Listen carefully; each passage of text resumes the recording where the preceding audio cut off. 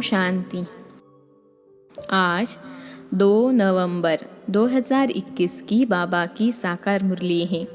मुरली के महावाक्य हैं, मीठे बच्चे, तुम्हें मनसा वाचा कर्मणा एक्यूरेट बनना है, क्योंकि तुम देवताओं से भी ऊंच ब्राह्मण चोटी हो।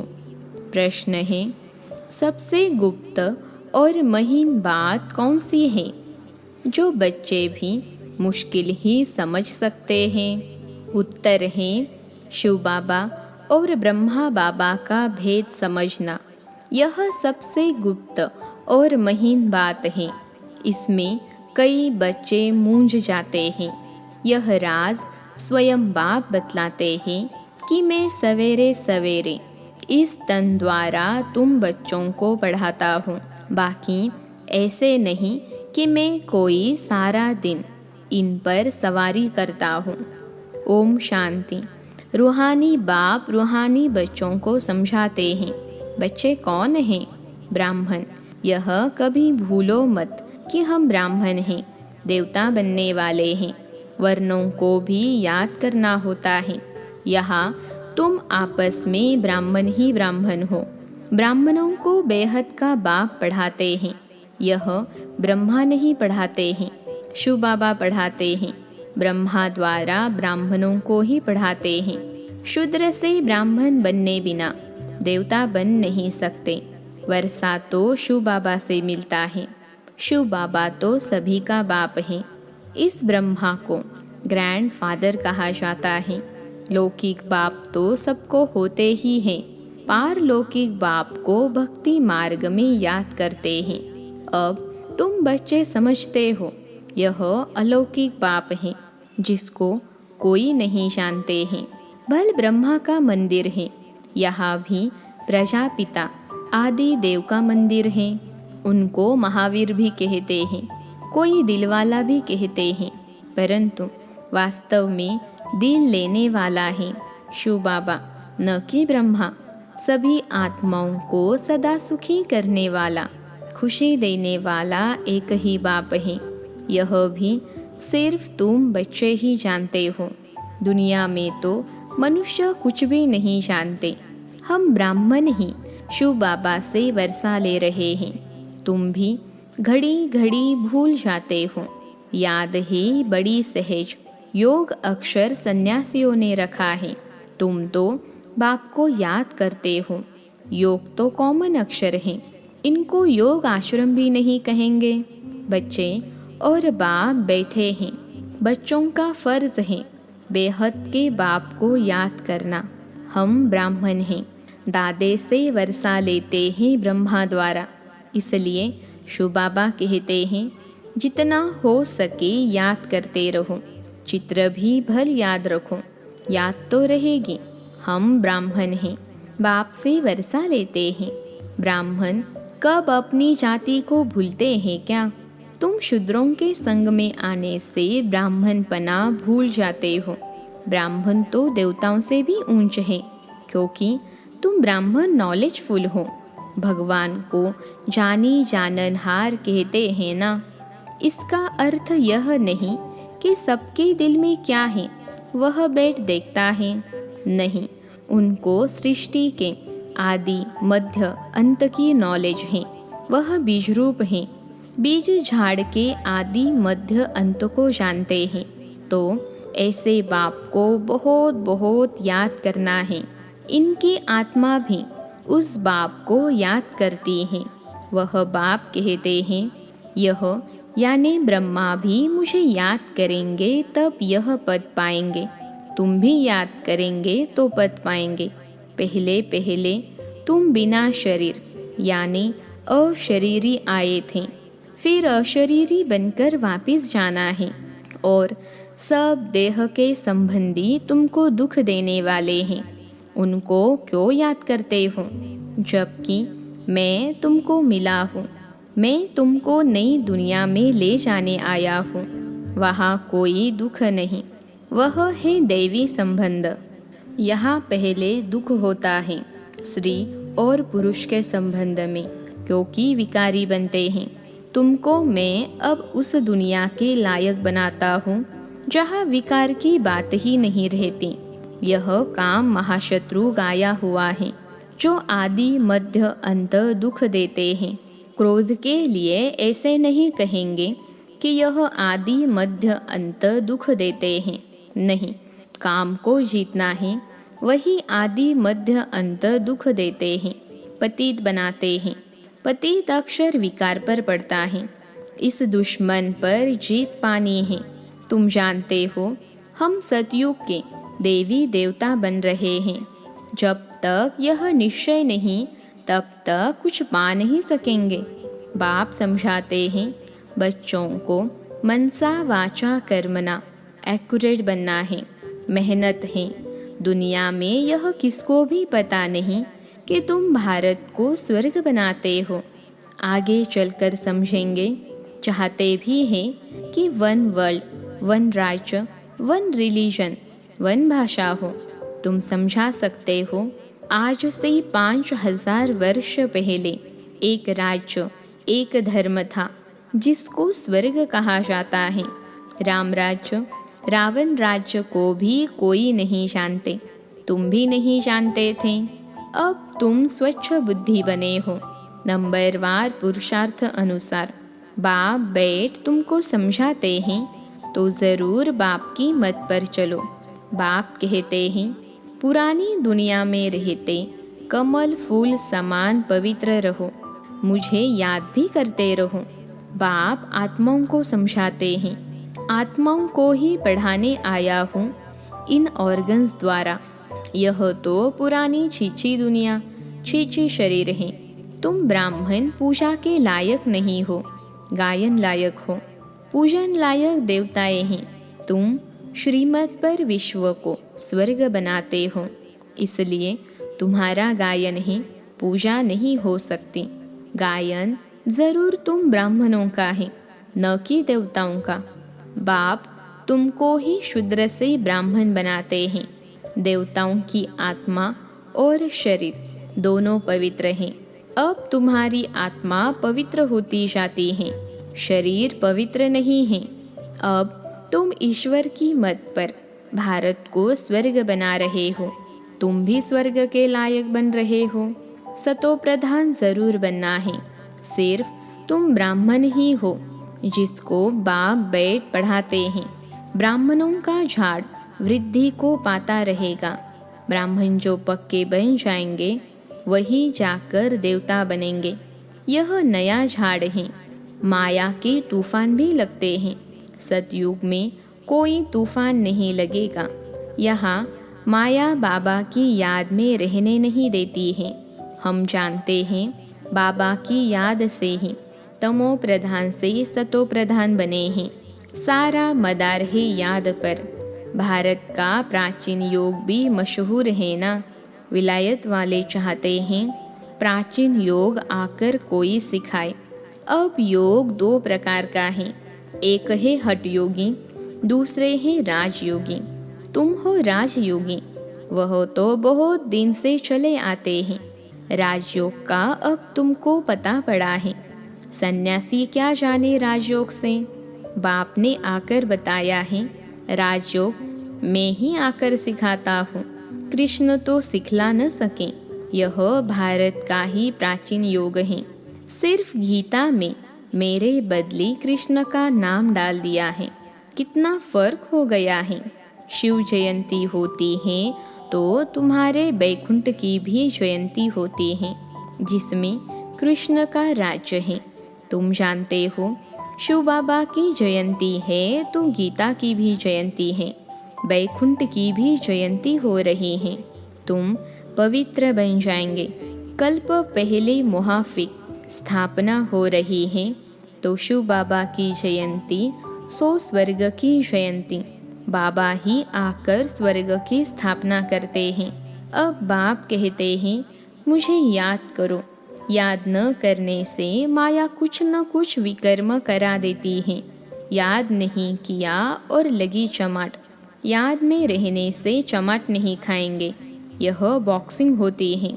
तुम जानते हो, हमारा दुश्मन कोई मनुष्य नहीं है, रावण दुश्मन है। शादी करने के बाद कुमार कुमारी भी पतित बनने से एक दो के दुश्मन बन जाते हैं। शादी में लाखों रुपए खर्च करते हैं। बाप कहते हैं शादी है बर्बादी। अब पारलौकिक बाप ने ऑर्डिनेंस निकाला है कि बच्चे, यह काम महाशत्रु हैं, इन पर जीत पहनो और पवित्रता की प्रतिज्ञा करो। कोई भी पतित न बने। जन्म जन्मांतर तुम पतित बने हो इस विकार से, इसलिए काम महाशत्रु कहा जाता है। बाप तो बहुत अच्छी रीति समझाते हैं। तुमने 84 जन्म कैसे लिए हैं, अब वापिस जाना है। तुमको तो बड़ा ही शुद्ध अहंकार होना चाहिए। हम आत्माएं बाप की मत पर चल भारत को स्वर्ग बना रहे हैं। हम ही फिर स्वर्ग में राज्य करेंगे। जितनी मेहनत करेंगे उतना ऊंच पद पाएंगे। चाहे राजा रानी बनो, चाहे प्रजा बनो। राजा रानी कैसे बनते हैं वह भी देख रहे हो। फॉलो फादर गाया जाता है, वह अब की बात है। लौकिक संबंध के लिए नहीं कहा जाता है। यह बाप मत देते हैं। माँ में कम याद करो तो विकर्म विनाश होंगे। तुम समझते हो हम अच्छी मत पर चलते हैं, बहुतों की सेवा करते हैं। बच्चे बाप के पास आते हैं तो शिव बाबा भी रिफ्रेश करते हैं, तो यह भी रिफ्रेश करते हैं। यह भी तो सीखते हैं ना। शिव बाबा कहते हैं मैं आता हूँ सवेरे को। अच्छा, फिर कोई मिलने आते हैं तो क्या यह ब्रह्मा नहीं समझाएंगे? ऐसे कहेंगे क्या कि बाबा आप आकर समझाओ, मैं नहीं समझाऊंगा? यह बड़ी गुप्त गुह्य बातें हैं ना। मैं तो सबसे अच्छा समझा सकता हूँ। तुम ऐसे क्यों समझते हो कि शिव बाबा ही समझाते हैं? यह नहीं समझाते होंगे। यह भी जानते हो कल्प पहले इसने समझाया है, तब तो यह पद पाया है। मम्मा भी समझाती थी ना, वह भी ऊंच पद पाती हैं। वहाँ बाबा को सूक्ष्म वतन में देखते हैं तो बच्चों को फॉलो करना है। सरेंडर होते भी गरीब हैं। साहूकार तो सरेंडर हो न सके, गरीब ही कहते हैं बाबा यह सब कुछ आपका है। शिव बाबा तो दाता है, वह कभी लेता नहीं। बच्चों को कहते हैं यह सब कुछ तुम्हारा है। अपने लिए महल यहाँ या वहाँ नहीं बनाता हूँ, तुमको ही स्वर्ग का मालिक बनाता हूँ। अब इन ज्ञान रत्नों से झोली भरनी है। मंदिर में जाकर कहते हैं झोली भर दो, परंतु किस प्रकार की, किस चीज़ की झोली भर दो? अब झोली भरने वाली तो लक्ष्मी है जो पैसा देती हैं। शिव के पास तो जाते नहीं। कृष्ण के लिए कहते हैं कि गीता सुनाई, परंतु कृष्ण के लिए नहीं कहते झोली भर दो। शंकर के पास जाकर कहते हैं, समझते हैं शिव और शंकर एक हैं। शंकर तो झोली खाली करने वाला है, हमारी झोली तो कोई खाली नहीं कर सकता। विनाश तो होना ही है, गाया हुआ भी है। रुद्र ज्ञान यज्ञ से विनाश ज्वाला निकली, परंतु ऐसे कोई समझते थोड़े ही हैं। तुम बच्चों को गृहस्थ व्यवहार में भी रहना है, धंधा भी करना है। बाप हर एक की नब्ज देख राय देते हैं, क्योंकि बाप समझाते हैं मैं कहूँ और कर न सकें, ऐसी राय ही क्यों दूँ? नब्ज देख कर ही राय देते हैं। इनके पास तो आना पड़े, वह पूरी राय देंगे। सबको पूछना चाहिए बाबा इस हालत में हमको क्या करना चाहिए? अब क्या करें? बाप स्वर्ग में तो ले जाते हैं। तुम जानते हो हम स्वर्गवासी तो बनने वाले हैं, अब हम नरकवासी हैं। अब तुम न नरक में हो न स्वर्ग में हो। जो ब्राह्मण बनते हैं उनका लंगर इस छीछी दुनिया से उठ चुका। तुम कलयुगी दुनिया से किनारा अब छोड़ चुके हो। कोई ब्राह्मण तीखा जा रहा है, कोई याद की यात्रा में कम, कोई हाथ छोड़ देते हैं तो गुटखा खाकर डूब मरते हैं। अर्थात फिर कलयुग में चले जाते हैं। तुम जानते हो खिवैया अब हमको ले जा रहे हैं। वह यात्रा तो अनेक प्रकार की है, तुम्हारी यात्रा एक ही है। यह बिल्कुल ही न्यारी यात्रा है। हाँ, तूफान आते हैं तो याद को तोड़ देते हैं। इस याद की यात्रा को अच्छी रीति पक्का करो, मेहनत करो। तुम कर्मयोगी हो। जितना हो सके हद काढ़े दिल यारड़े। आधा कल्प से तुम आशिक बन माशूक को याद करते आए हो। बाबा, हमको यहाँ बहुत दुख है, अब हमको सुखधाम का मालिक बनाओ। याद की यात्रा में रहेंगे तो तुम्हारे पाप खलास हो जाएंगे। तुमने ही स्वर्ग का वर्षा पाया था, अब गवाया है। भारत स्वर्ग था तब कहते हैं प्राचीन भारत। भारत को बहुत मान देते हैं, सबसे बड़ा भी है, सबसे पुराना भी है। यह तो तुम जानते हो। विनाश सामने खड़ा है। जो अच्छी रीति समझते हैं उन्होंने अंदर में बहुत खुशी रहती है। प्रदर्शनी में कितने आते हैं। अहमदाबाद में देखो कितने साधु संत आदि हर प्रकार के आए। कहते हैं तुम तो सत्य कहती हो, परंतु हमको बाप से वर्षा लेना है। यह थोड़े ही बुद्धि में बैठता है। यहाँ से बाहर निकले खलास। अभी तुम जानते हो कि बाप हमको स्वर्ग में ले जाते हैं। वहाँ न गर्भ जेल न वह जेल होगी। फिर कभी जेल का मुंह देखने को नहीं मिलेगा। दोनों जेल नहीं रहेगी। यहाँ यह सब है माया का पौंप। आजकल हर एक बात क्विक होती है, मौत भी क्विक होती रहती है।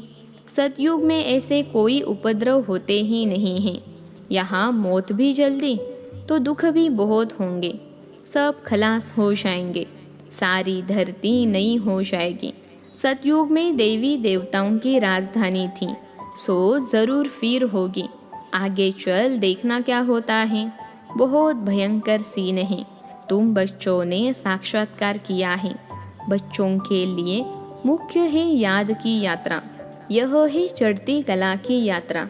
अच्छा, मीठे मीठे सिखिलते बच्चों प्रति माता पिता बाप दादा का याद प्यार और गुड मॉर्निंग। रूहानी बाप की रूहानी बच्चों को नमस्ते। हम रूहानी बच्चों की रूहानी माता पिता बाप दादा को याद प्यार गुड मॉर्निंग और नमस्ते बाबा नमस्ते। धारणा के लिए मुख्य सार पहली पॉइंट है सदा इसी स्मृति में रहना है कि हम ब्राह्मण हैं। हम ब्राह्मणों को ही भगवान पढ़ाते हैं। हम अभी ब्राह्मण सो देवता बन रहे हैं। दूसरी पॉइंट है ज्ञान रत्नों से अपनी झोली भरकर दान करना है। इस कलयुगी पति दुनिया का किनारा छोड़ देना है। माया के तूफानों से डरना नहीं है। आज का वरदान है पावरफुल स्थिति द्वारा रचना की सर्व आकर्षणों से दूर रहने वाले मास्टर रचयिता भव। पावरफुल स्थिति द्वारा रचना की सर्व आकर्षणों से दूर रहने वाले मास्टर रचयिता भव। विश्लेषण है जब मास्टर रचयिता मास्टर नॉलेजफुल की पावरफुल स्थिति व नशे में स्थित रहेंगे तब रचना के सर्व आकर्षणों से परे रह सकेंगे, क्योंकि अभी रचना और भी भिन्न भिन्न रंग ढंग रूप रचेगी। इसलिए अभी बचपन की भूलें, अलबेलेपन की भूलें, आलस्य की भूलें, बेपरवाही की भूलें जो रही हुई हैं उन्हें भूलकर अपने पावरफुल शक्ति स्वरूप शस्त्रधारी स्वरूप सदा जागती ज्योति स्वरूप को प्रत्यक्ष करो। तब कहेंगे मास्टर रचयिता। आज का स्लोगन है मन की स्थिति में ऐसा हार्ड बनो जो कोई भी परिस्थिति उसे पिघला न दे। मन की स्थिति में ऐसा हार्ड बनो जो कोई भी परिस्थिति उसे पिघला न दे। अच्छा, ओम शांति।